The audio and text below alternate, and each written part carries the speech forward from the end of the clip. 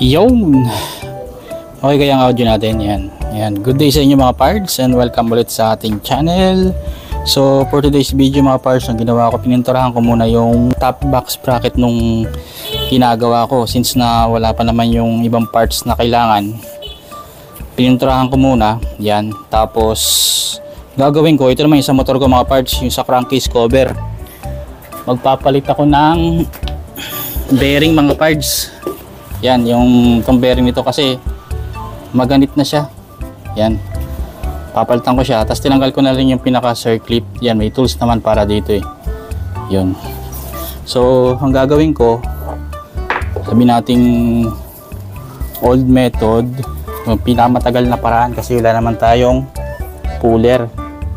Tapos yung gagamit ako ito mga parts, ano to, ano ba to, kandila, tapos kombinasyon ng papel, binasang papel.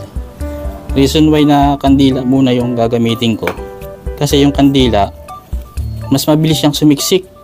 Itong kandila muna ang unahin ko, tapos pag sumiksik na yung kandila saka ko gagamitin yung papel. So ito muna, yan, gamit ako ng T-range para maitut-tut ko doon sa dulo. Yung nga lang, matagal nga lang talaga ang proseso nito. At marami naman ang nakakagawa nito o gumagawa ng ganito.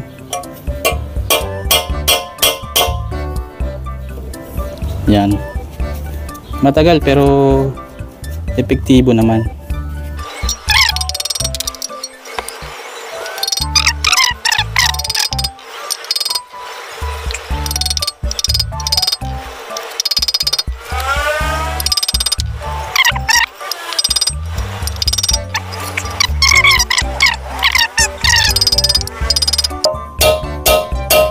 Tulad niya, no? Ito mga parts, oh, lumalabas na yung kandila. Pag ganyan, papel na yung gagamitin ko. Ito, binasang papel.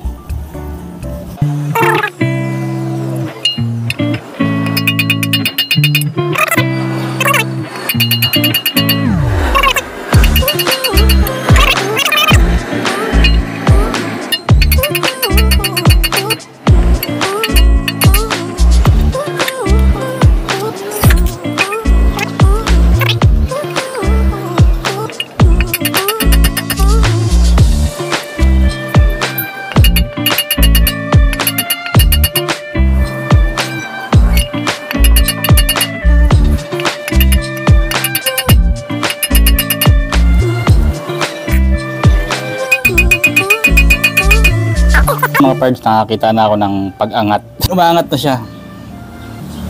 Oh, meron na siyang at least mga 2.5 mm yung angat ng bearing.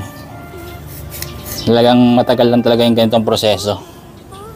Pero matatanggal din yan.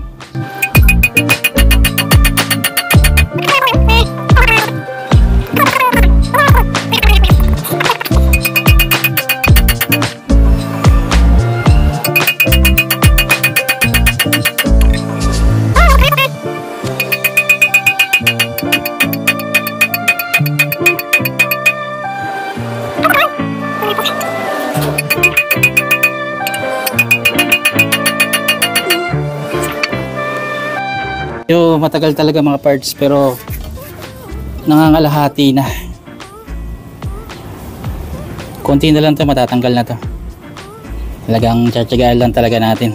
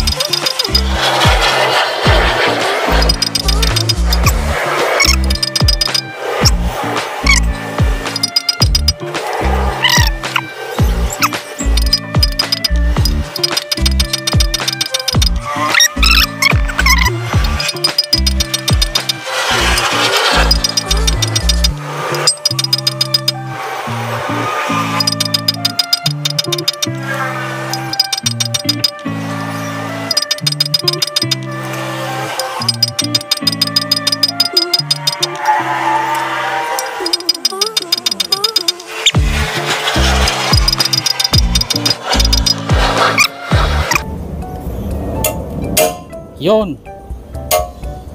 Tanggal din. Natanggal din siya. Linisan ko muna yan.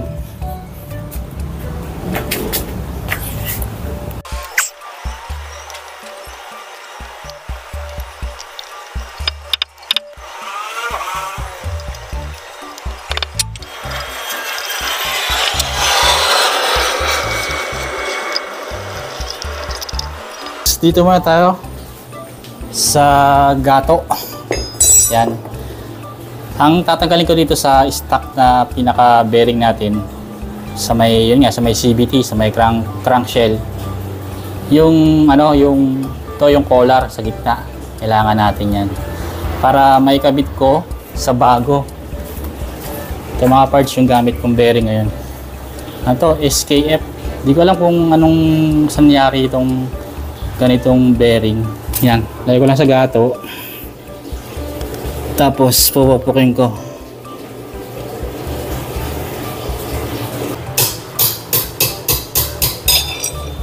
Yan, laglag na. Pasok ko muna ng bahagya. Pwede nyo naman pukpukin ng ganito. Yan. Akin lang para hindi mapersa yung ano, yung bit ng bearing. Yan. Lagay ito para pantay. Yan, tapos yun, iikot nyo lang. Yan. Meron kasi mapersa yung gitna pinakagitna ng bearing. Kaya gaya na lang ginawa ko. Yan.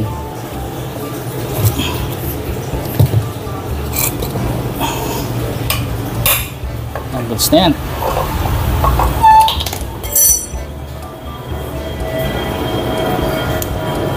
So ayan, nasa gitna na siya, nakapasok na siya. So ayan, goods na tayo dyan. At ikakabit ko na siya. Nga tayo nga mga parts, tayo yung nagbabalik. Linisan ko lang tong CVT crankshell. Yan. Siyempre lagyan natin ng konting grasa para medyo swabe yung pasok.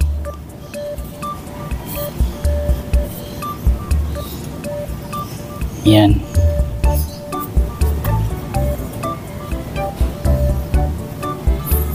Tapos sa bagong bearing, bubuksan ko siya magkabilaan para lagyan ng grasa kasi na-mention ko sa ano, last video ko na kukunti lang yung ano, yung grasa nito yun sa ano, kukunti yung grasa sa kabila rin para kabilaan may grasa siya.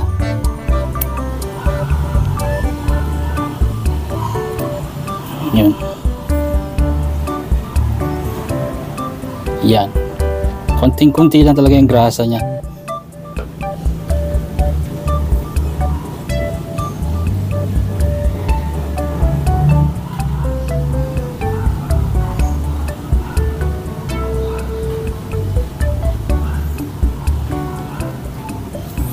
Halos siguro yung kada pukpok ko mga parts para lang matanggal yung bearing.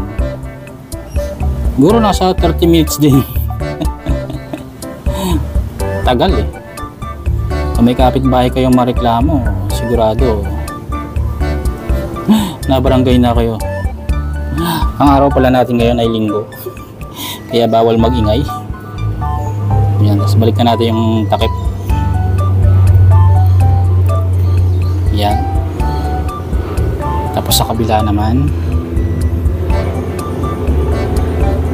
Kaya pag bibili ng bearing, no, konti lang yung grasa sa loob.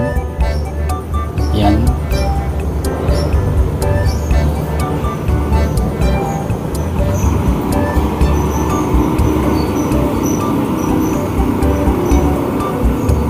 Nasa grasa din talaga yung buhay ng mga bearing. Yan, langis, grasa.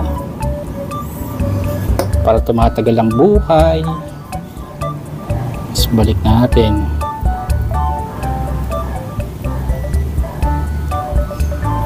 Yan, goods na.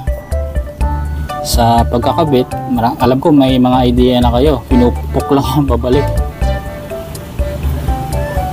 Importante na ibalik natin na maayos yung collar, yung parang pinaka bushing nya, gitna. Medyo challenging din yung pagbabalik nito eh.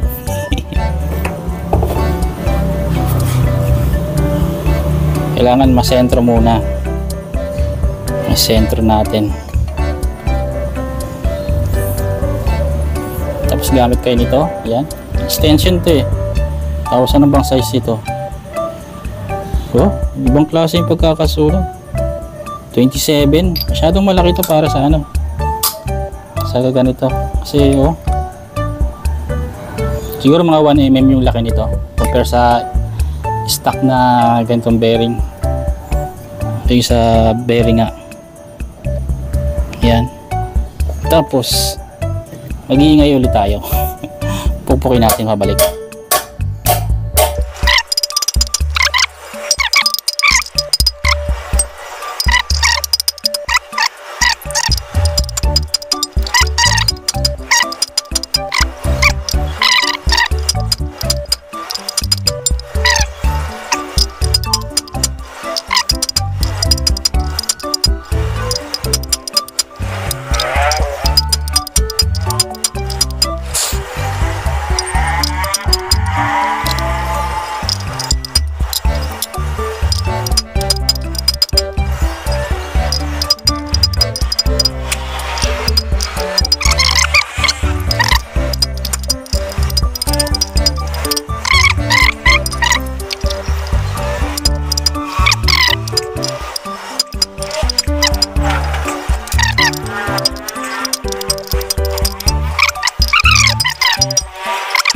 Yan, goods na yan mga parts.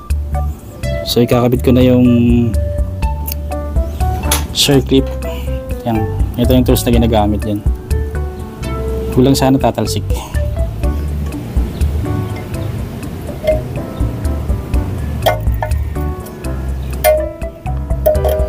Yun, swabe, saktong sakto. Matagal na proseso, tsatsagaan mo lang talaga para lang may kabit. Ganyan naman talaga eh, dapat tsatsagaan natin. Yan, goods na yan. So ilang tour today mga pards. Salamat.